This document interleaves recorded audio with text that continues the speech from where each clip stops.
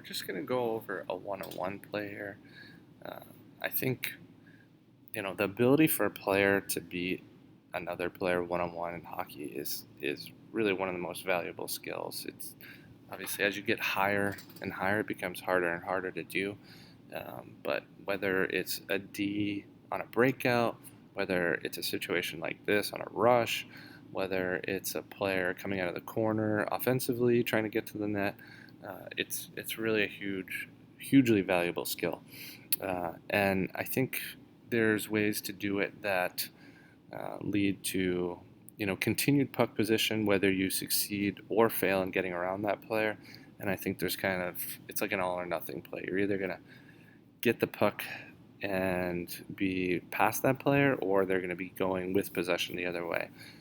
Obviously, as a player, you want to create as much opportunity as you can to beat people, but we all know coaches are upset with turnovers in all three zones. All right, so I think the most effective way is to try and go around players instead of through. I talk about that a lot with players.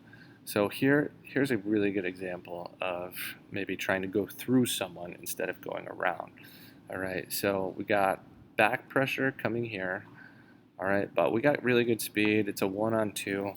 All right, but the gap is a little big here. All right, and anytime there's a large gap and you have good speed, it's not a bad idea to try and beat someone one-on-one. This definitely isn't a situation where maybe you want to dump it in. You want to take the time and space you have available if the other team is giving it to you. All right, so this player is coming to the middle of the ice. It's got crossovers. That's great. That's really setting up this player to have to take steps to the middle and then really explode to the outside and try and get around them.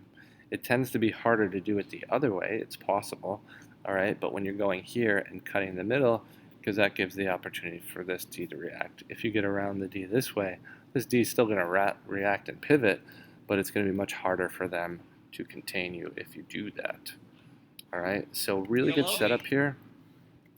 And now you can see right here is where I would recommend that we drive wide. Okay, so this player is crossing over this way. That's the best time to attack the far side.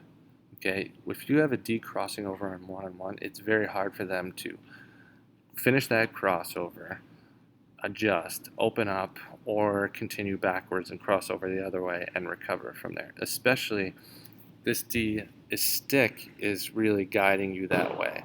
So yeah, it's going to your backhand here, but everything's in your favor. You're looking at those feet, they're crossing over this way, that stick is here. You have it on your forehand here. Just continue your momentum and come right through here. And maybe this D recovers. You still have the puck on the outside. Maybe you can curl up and wait for support. Maybe you can go in the corner. So many different options, but you have possession of the puck. You have some time and space. There's no need to try and come through here, and it puts you in a tough situation. So then we backhand here to stop it because that stick is here. If we could continue to drive that and we change our feet, now we're going straight at this person. So we've lost that ability to kind of move laterally this way and make it D. Now we're perfectly squared up skating at a D. This stick is on our stick, and we're in a really tough situation in the middle of the ice because now we have that back pressure. All right, this D can react. This D is in a much more comfortable position with their gap. All right, but I really feel if we attack that outside with that speed, now we're in this space, and this D is really trying to recover. Maybe this back checker is helping, and we can get support or, opportunity to get to the net.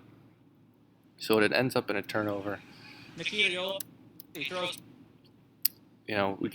Ends up in a turnover, a loose puck situation here. We end up whacking into the net, but I really think just going back to this situation one more time, if you can go around players on one-on-one instead of through, that's really ideal for creating scoring chances, getting the net, waiting for support. Just take that wide, especially if you can set the D up like you did here and get him in the middle of the ice.